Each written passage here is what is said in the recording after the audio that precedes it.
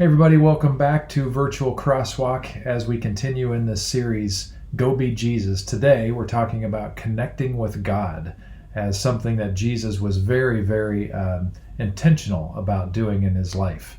I'm sure you've heard the phrase spiritual but not religious. It's been very popular for the last 40 years when you ask people about their faith. And what they're indicating is that they pursue some form of spirituality but don't want so much to do with organized religion. And we can all understand why from all of the stats that we've received through research over many years. I think Jesus probably would have really resonated with people who said that, as well as he was really sick and tired of the Jewish leadership that was leading things in his day. He called them out, which is why he got killed. I've heard it said that we are not human beings having a spiritual experience, but rather we are spiritual beings having a human experience. Kind of turns it on its head. I wonder if Jesus was the full complement to help us see things in all of its fullness. Fully human, experiencing the fullness of God at the same time. I wonder if that's what made him such a remarkable person. But today, we're talking about spirituality, embracing God. There's a woman by the name of Kirsten Oates. She got an urgent call that she needed to get on a flight as soon as possible to visit her sister in Manila in the Philippines.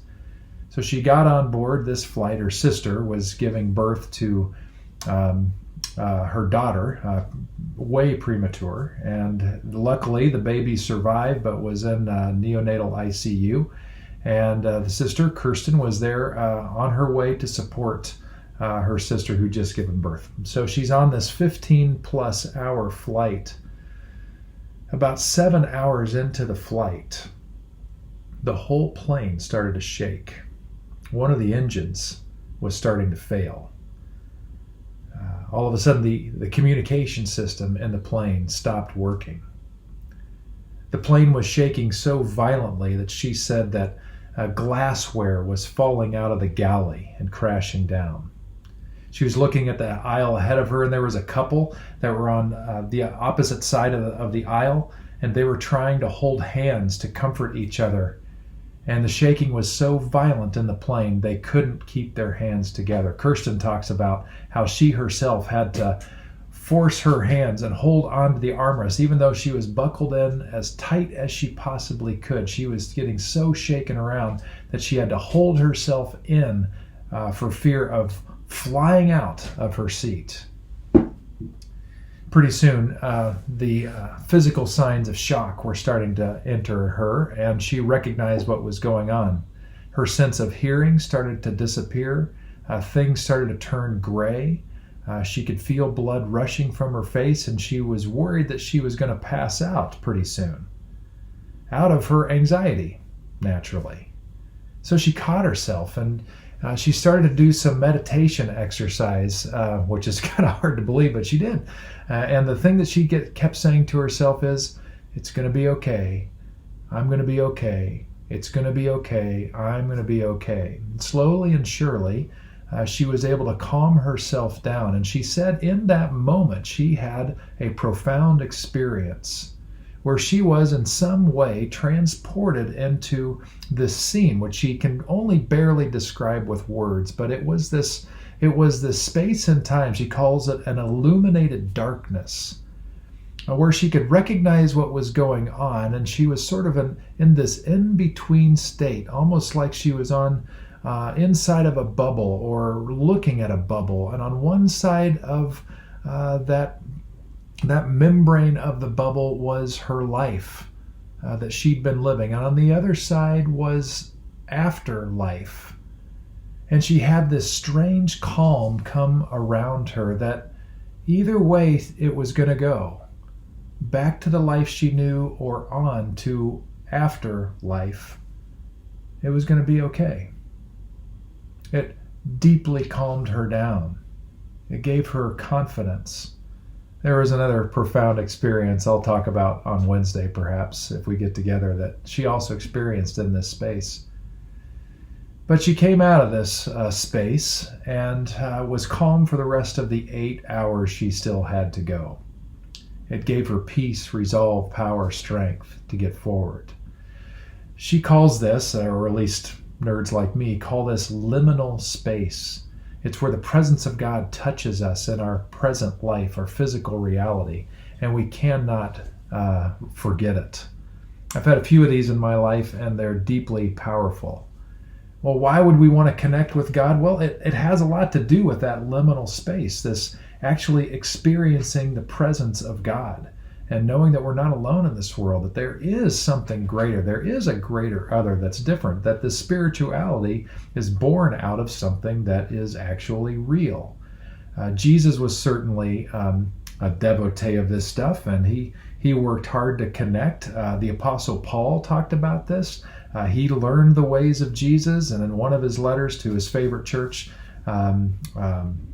the Philippians, I almost said Philippines because I was just talking about that, but the Philippians, he said, if you model your life in a certain way, you will experience a peace that passes understanding. Jesus went unto his death in the most torturous way, and yet seemed to have a strength and a center and a resolve all the way through. In one of his remembered statements, he talked about what it means to be connected with God. And this is just a lift out of what he said. We'll look at more of this actually in a couple of weeks. But he tells his disciples, live in me. Make your home in me just as I do in you. In the same way that a branch can't bear grapes by itself, but only by being joined to the vine, you can't bear fruit unless you are joined in me. I am the vine, you are the branches. When you are joined with me and I with you, the relation intimate and organic, the harvest is sure to be abundant.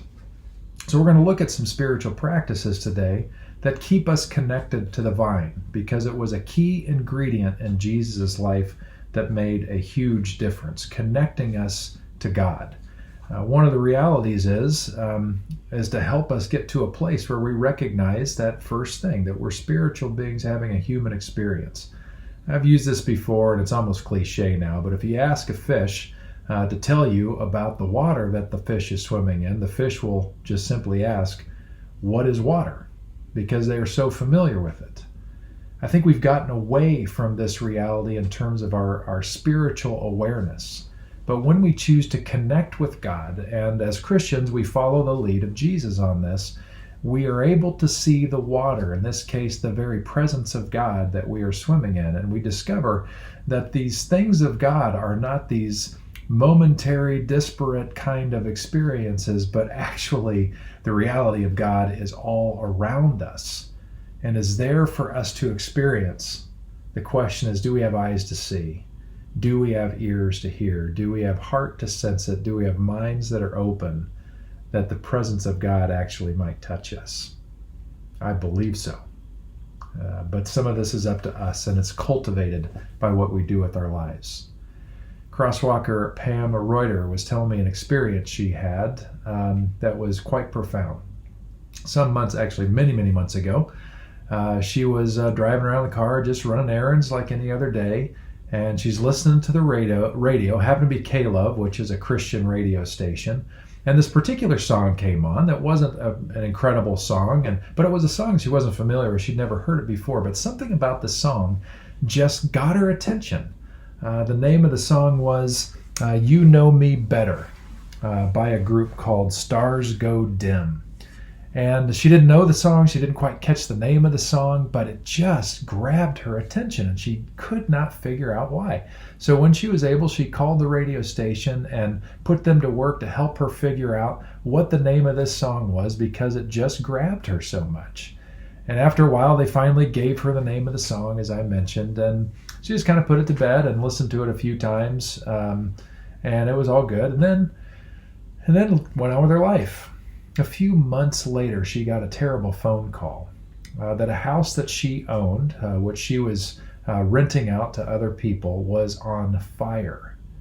She rushed over to find firefighters already at work, trying to put out the fire, trying to get an understanding of what's going on here. Gratefully, nobody was injured, and the firefighters were just trying to make it so it wasn't a total loss. Well, as you can imagine, in that kind of a scenario, you're pretty exacerbated. And she was right where she should be, just in the moment, in the emotion, and just feeling the weight of what was happening right before her eyes.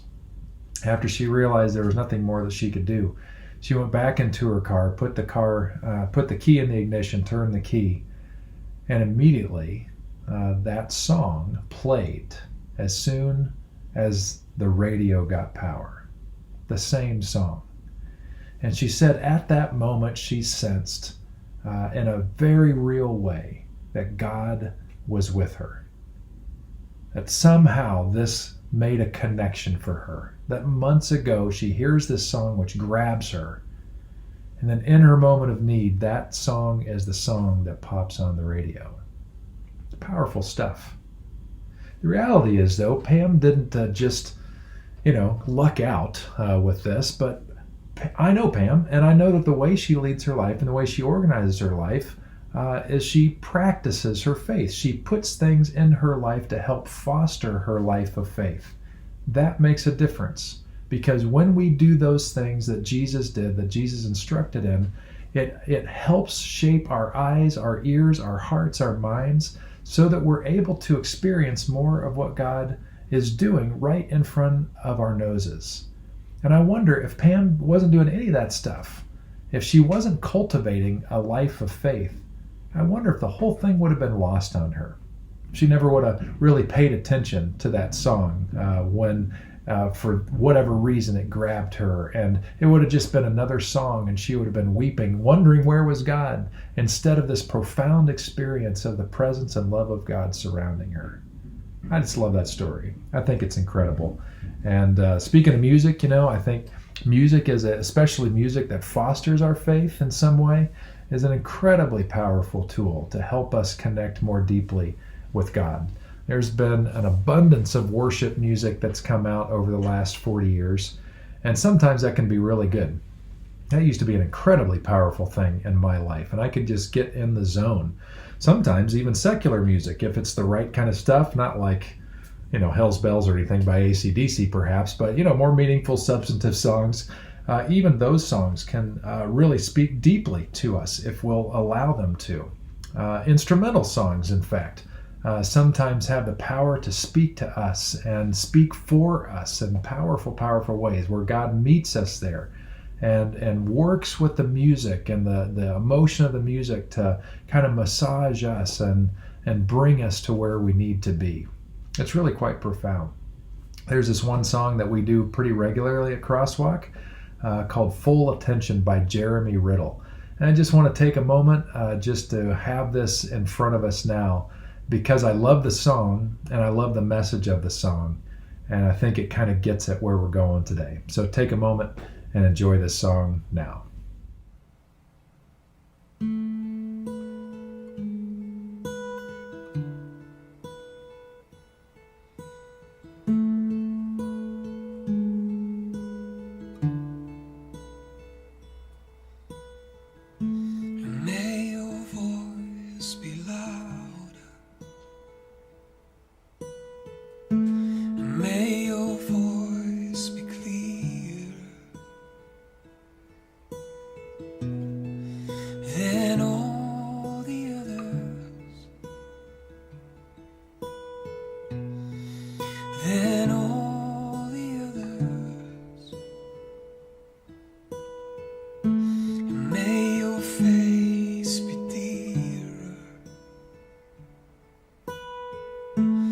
May your face be clear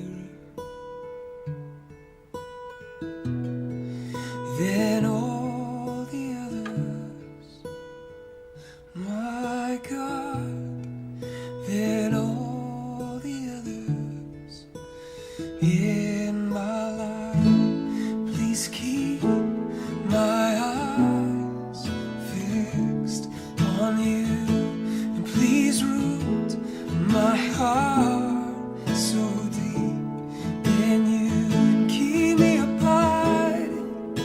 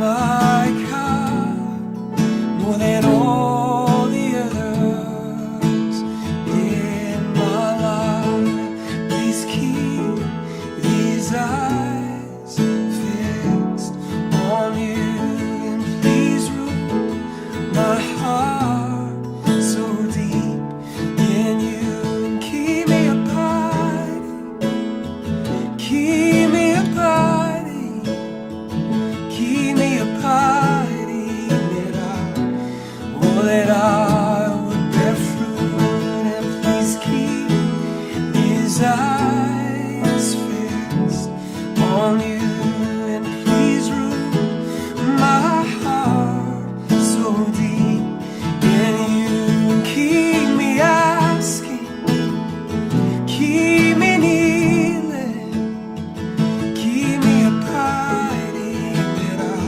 God, that I would bear fruit.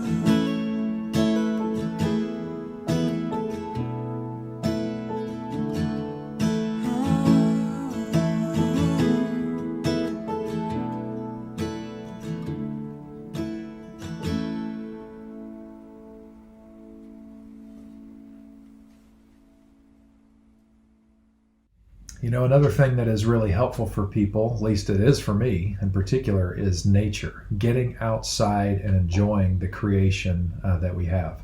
Jesus did this when he went, right after he got baptized, he went out into the wilderness, took a little camping trip so he could get his head on straight and decide what this whole thing was going to look like. And he met God in that space in profound ways. He was outside, he was alone, he could hear, he could see, he could experience things differently. I love that kind of stuff. You know, when I slow down and I'm in places of great grandeur, like by the ocean, which is so easy for us to access, or a redwood grove with these trees that are centuries old, or if I'm at a place like Yosemite, or even just in the mountains and the grandeur of the granite, it just reminds me of the expansiveness of creation, reminds me of history. And in some weird way, it gives me peace and lets me let go of some of the stresses of this life when I am standing before things that are so old and seemingly timeless. Jesus talked about nature too as reference points for us to come into greater contact with God. In one passage he talks about, consider the lilies of the field, consider the birds of the air, to contemplate these things, to think about these things. And, I agree. There are some times where things that are right in front of us can speak volumes to us. So I have this little video I want to show you. I had to go get a car smog the other day. And while I'm getting the car smog, there was this massive bush. I think it's an oleander bush, just huge thing. And the amount of noise and life that was coming from this bush was astounding. Right there next to a smog shop. Check this thing out. It's not going to last too long, but I hope this translates onto the video because it's pretty cool. Check it out.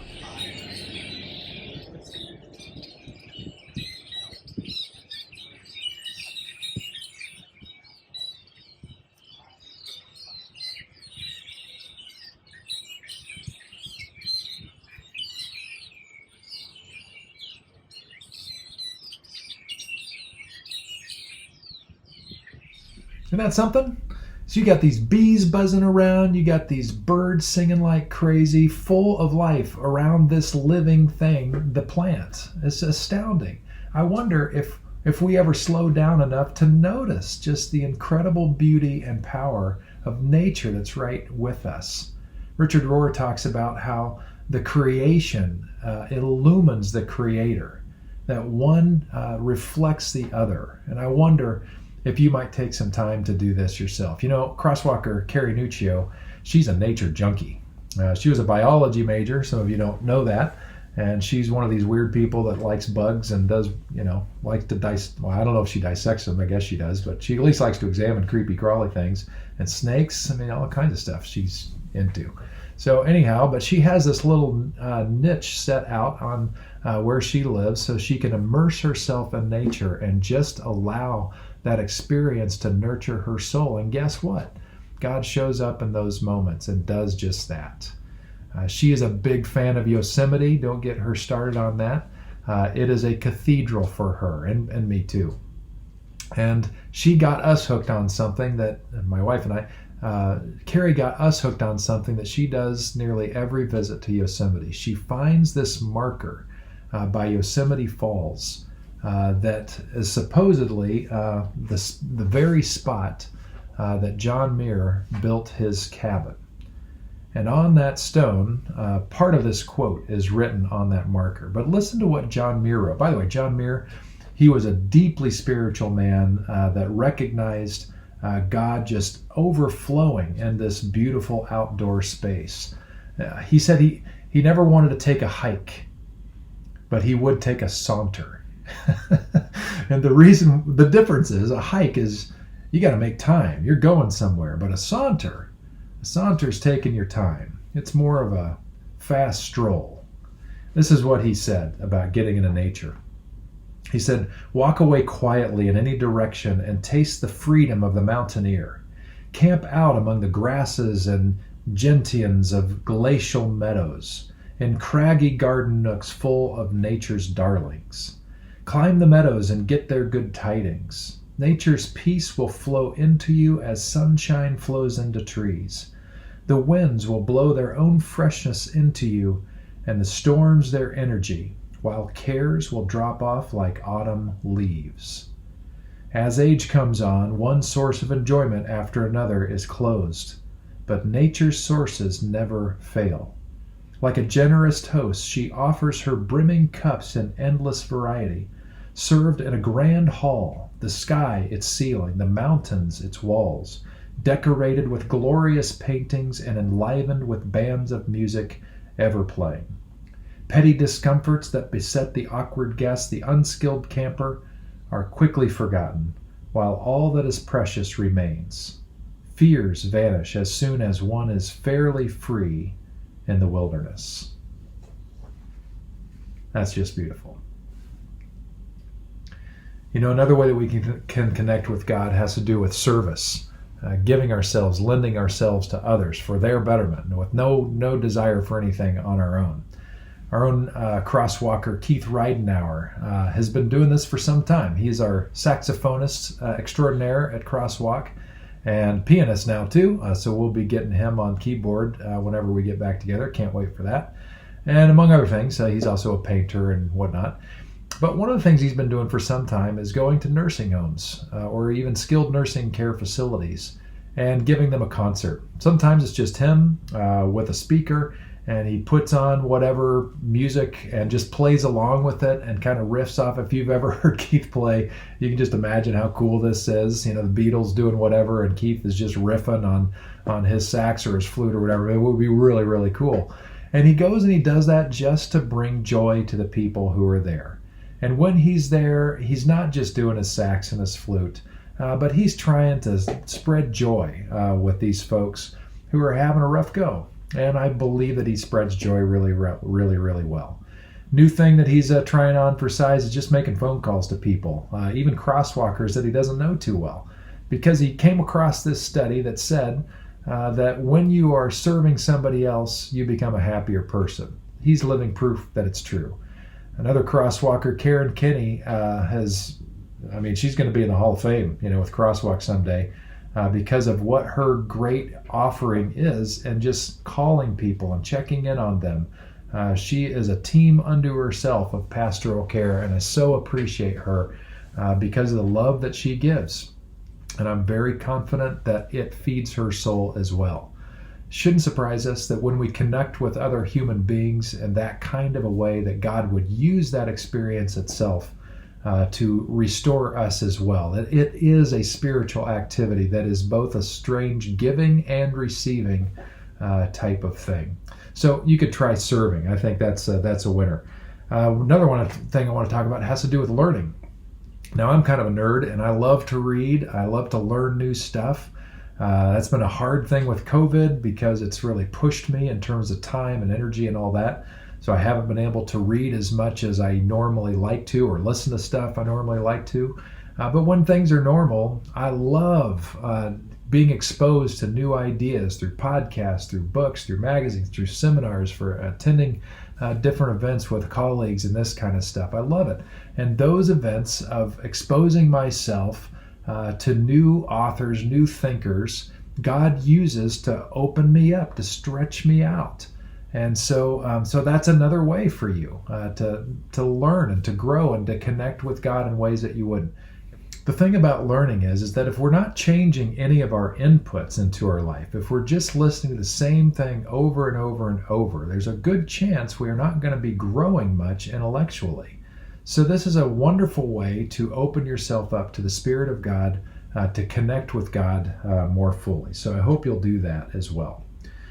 I would be remiss if I didn't talk about one more thing, though, that probably is more important, in my humble opinion, than any other thing that we've talked about. And it is not necessarily popular, by the way, because it's not easy to do. And that is contemplation. I first learned about contemplation, which is kind of quiet time, stillness, silence, solitude, all that kind of wrapped into one. I learned about it in my late teens. I would spend the summers in northern Michigan at our family cottage. We didn't own a college. Our cottage in northern Michigan, and work in the cherry orchards or eventually a restaurant during the day. And when I'd have time, we didn't have a TV, or we couldn't get anything if we had one. And so there was a lot of calm at night, which I absolutely loved. And I would read a lot. And one of the books that I read was actually a Christian classic written by a guy named Richard Foster. He wrote a book called The Celebration of Discipline. And in this book, he goes through a range of spiritual disciplines that help us connect with God. And contemplation was one of those. Now, at CrossWalk, we are nerds when it comes to the Enneagram. The official word for that is Ennean nerd, and I'm one of them. I have found great benefit from the Enneagram. It's this ancient personality test, which is strangely on the nose for me and for many other people. And what I use it for in particular has to do with really seeing myself. It's not magic. It's just a way to see ourselves, to understand ourselves more differently. And it's one of the most powerful tools that I've come across in my entire life. It helps me have an idea about what motivates me. It helps me understand what I look like when I'm not my best, and something to aspire to for when I'm at my best, and what I kind of look like when I'm in between that space. It also clues me into what are some maybe positive and negative motivations that might lead me to do certain things. It's helpful in a number of ways. And one of the things that it's also helpful with is it gives me a clue of when we're talking about contemplation, just being still, silent, alone. It helps me understand how I need to approach that time. So meditation, contemplation, these are words that can be used almost interchangeably. It is something that every religious tradition celebrates. Every religious tradition you can find meditation a part of. Jesus certainly meditated. Absolutely he did. He got away to quiet places so that he could be alone, that he could be still, that he could be silent. I would go so far to say that every spiritual great of every religious tradition meditated. It is a common denominator that we really need to pay attention to. One of the reasons why, it is becoming more popular in our culture, but one of the reasons it's not so popular is because it's difficult. We live in an incredibly noisy culture where we are continually bombarded by all manner of distractions. And what contemplation does, or meditation does, is it tells us to take a break from that, to pull back. So there is a book that I highly recommend called The Sacred Enneagram by a man named Chris Hewerts. And his wife, Phileena Hewerts, has also written a couple of books, on understanding and integrating meditation into your life. She has a recent one about integrating meditation in your busy life. Well, our own crosswalker, Stephen Corley, actually has gotten to know Phileena Hewerts, and he has somehow worked out a brief interview to help us understand through an expert's eyes um, how these three words, solitude, stillness, and silence, mean more or less important things depending on our Enneagram type. So let's listen in on the conversation between Stephen and Philemia and learn a little bit something about that. Philemia, thanks so much for taking time out to be with us today, to be with me. Really want to hear your voice and your words and your encouragement for us to find paths to connecting with God during global pandemic. It hasn't been an easy year for any of us. We've all had our challenges, and as the relentlessness continues, I just love some words from you on how to engage and find our paths to the God that's around us. Thank you, Steve. I appreciate that. Yeah, this has been a difficult year for so many of us, and these times are fragile. We're all facing various challenges individually and collectively. And sometimes during the most difficult of circumstances, it can seem as if God isn't near. It's like many of us are not maybe experiencing God as we're used to, maybe with the particular faculties or modes of connection that are most familiar. Perhaps those have gone kind of quiet and silent. But what we find through the historical Christian contemplative tradition is that it is actually the times when God seems most quiet that God is actually most near. And so you can evaluate that however you wish with your experience, but solitude, silence, and stillness are hallmarks of the contemplative tradition. And so here, many of us find ourselves in kind of a forced solitude, silence, and stillness. But this is a great opportunity for us to press in and go deeper with different expressions of God and who God is in our life and how we might connect with God. What we find is that when we are intentional about solitude, so that means rather than resisting it and bemoaning our circumstances of being in various forms of isolation because of the pandemic, when we can really just intentionally come into solitude, we find that practicing an embrace of solitude allows us to be more present to ourselves and what we're experiencing, more present to God and how God is wanting to show up in these trying times, and then ultimately more present to one another. And these are times when we're having to be really creative in how to be present, right? Yeah. So this solitude becomes a real gift to deepening our capacity for presence. And then silence. So many of us are experiencing different forms of silence. Maybe we were used to gathering with friends and family on more occasions, being together in different ways, experiencing that kind of interaction.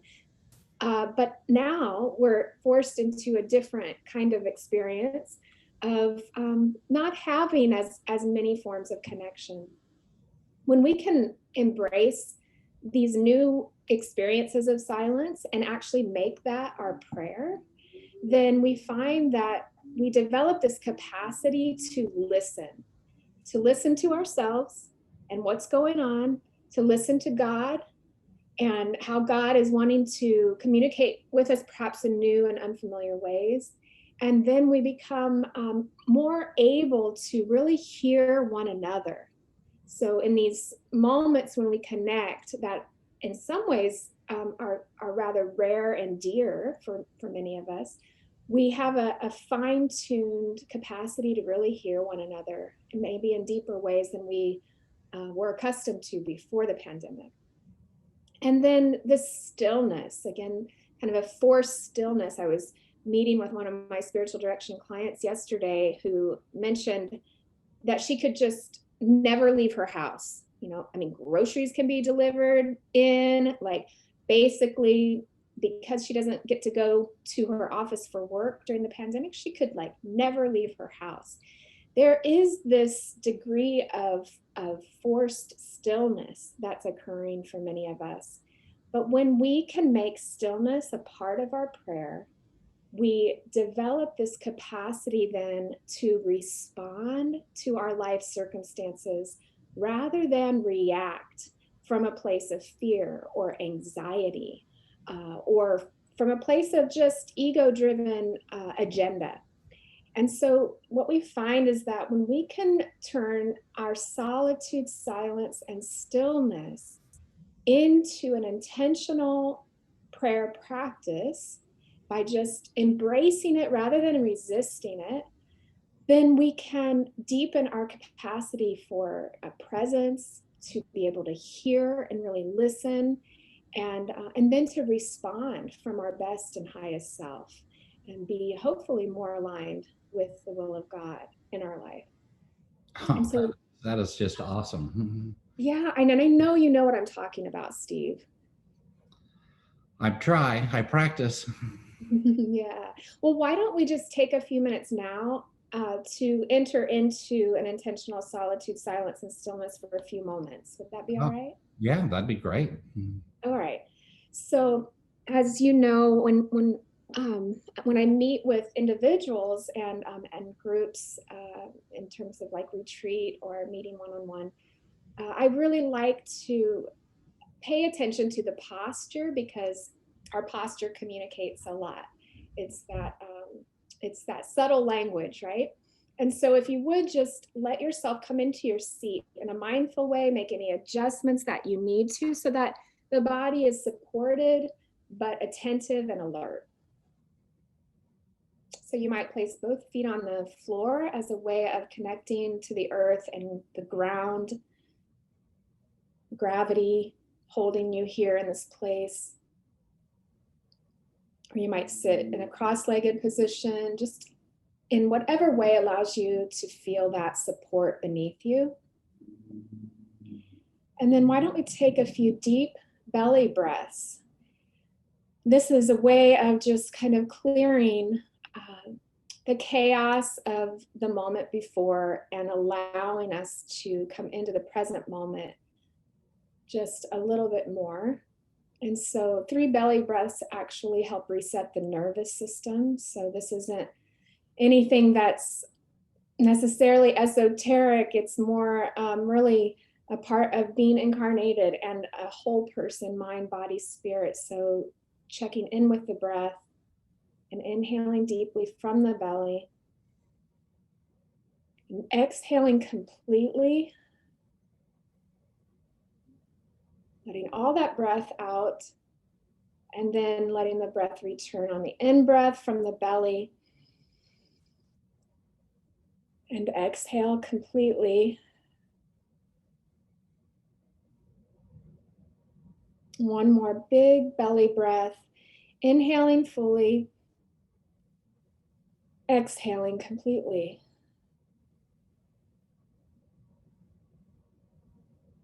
Now letting that breath return to its normal function.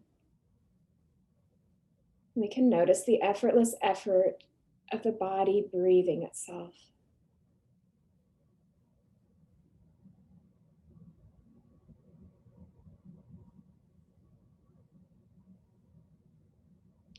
And notice yourself sitting in this seat in the room that you're in the relative solitude.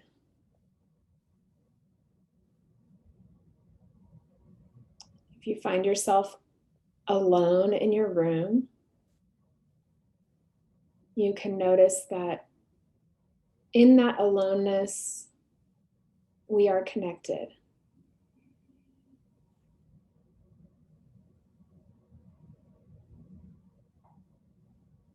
And taking a moment to notice the presence of God. And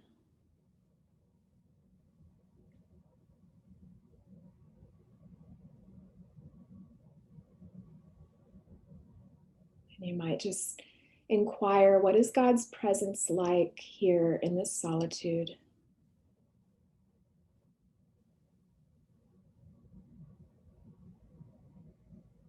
And then bring your attention to yourself. And without judgment, just checking in and noticing how it is for you to be in relative solitude. Maybe it's like a cold drink of water in the desert, or maybe it's really uncomfortable. Without critiquing it, just notice what it's like for you and offer that back to God.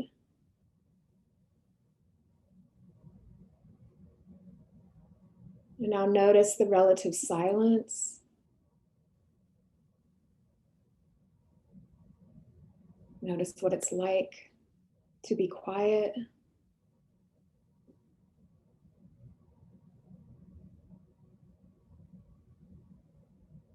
Notice what it's like to let your ears be attuned to silence.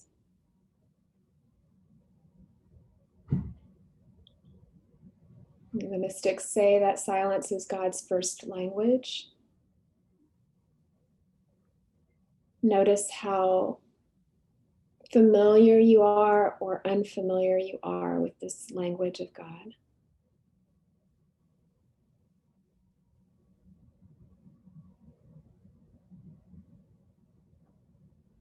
And just see what God is like in the silence.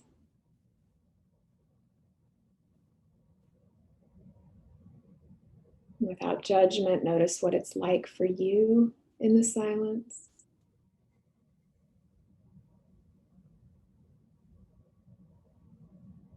And then notice, if you can, how tuning into silence creates more capacity to listen.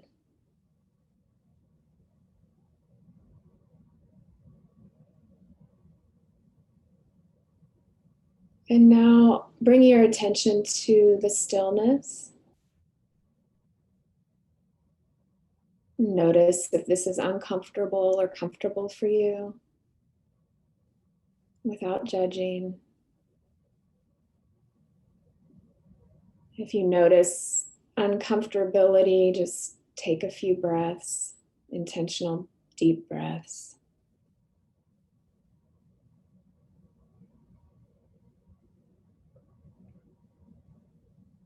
And then notice what God is like in this stillness.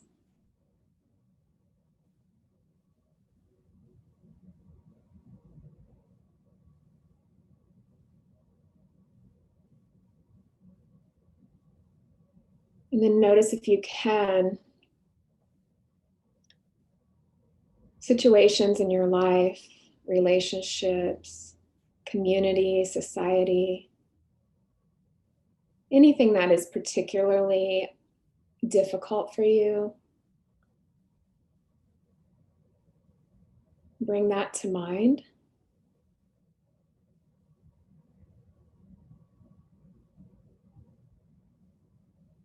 And then notice if there's any particular impulse to want to control or fix or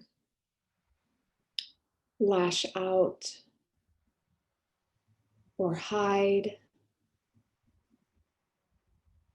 Again, without judgment, just paying attention, being present, listening. And then see if you can imagine what it might be like to be less reactive and instead find freedom to respond.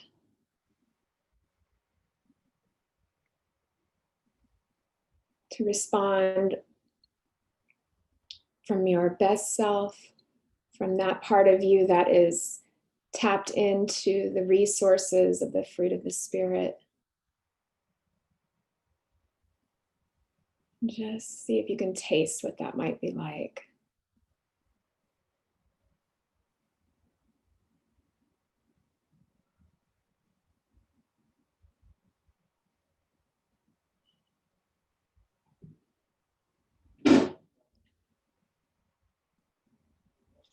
And you might take another deep breath, finding your connection to the Spirit of God through the breath. The Spirit who is breath.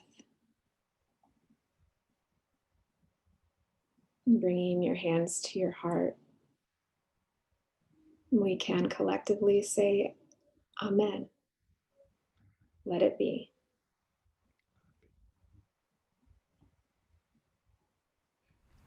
Well, one thing I want to talk about finally has to do with fruit. You know, Jesus in this Sermon on the Mount, or I'm sorry, in his vine and branches talk that he gave the disciples, said that when we're connected to that vine, we will bear much fruit. We don't connect to the vine in order to bear fruit. This is a byproduct of being connected. It's almost like something that just naturally happens when we're so connected to that fruit. Well, our own crosswalker, Linda Murphy, has been practicing meditation for some time. She even taught a class on it at CrossWalk one time, which was great. She also happens to be a musician, and she also happens to be a poet. And from her meditation came some beautiful fruit in the form of a poem. And I want to leave you with this today. It's just beautiful. It's entitled Come Away, recently crafted by our own Linda Murphy.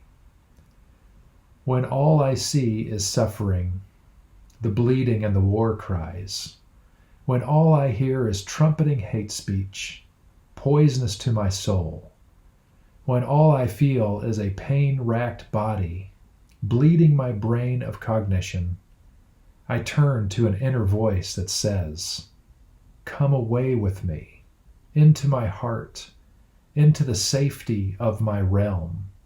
Come away from your tear-stained window pane, into the sunlit fields of childhood. Come away and let me hold you till your body dissolves into oneness, where the truth of who you are does not struggle, where fear releases on the rhythms of your breath, where beneath everything is this forgotten foundation of joy. Amen. Have a great week.